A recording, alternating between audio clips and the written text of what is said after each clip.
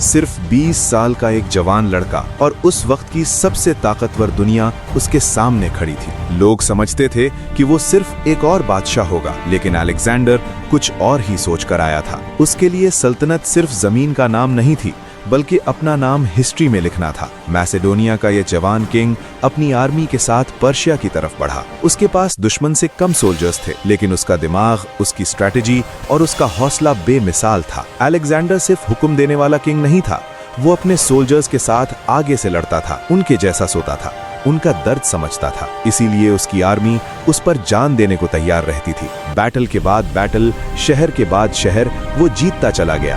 Greece से निकलकर Egypt तक, फिर पर्शिया और आखिर में इंडिया की सरहद तक अलेक्जेंडर ने 3 कॉन्टिनेंट्स पार कर लिए। इतनी कम उम्र में इतनी बड़ी एम्पायर बनाना दुनिया ने पहली दफा देखा था। जब वो इजिप्ट पहुंचा, लोगों ने उसे सिर्फ किंग नहीं समझा, उन्होंने उसे खुदा का दर्जा दिया। यहीं उसने अलेक्जेंड्रिया शहर बसाया, जो बाद में इल्म, साइंस और कल्चर का मरकज बन गया। अलेक्जेंडर मानता था कि जीत सिर्फ तलवार से नहीं होती, बल्कि सोच और इल्म से होती है। लेकिन इतनी तेज जिंदगी का बोझ जिस्म बर्दाश्त नहीं कर सका। सिर्फ 32 साल की उम्र में, जब पूरी दुनिया उसके कदम के नीचे थी, अलेक्जेंडर अचानक बीमार पड़ गया और दुनिया से चला गया। उसकी एम्पायर उसके बाद ज्यादा देर तक एक न रह सकी, मगर अलेक्जेंडर का नाम वो आज भी जिंदा है, क्योंकि कुछ लोग जिंदगी ज्यादा लंबी नहीं जीते, लेकिन इतनी गहरी जिंदगी जीते हैं कि सदियों तक याद रखे जाते हैं।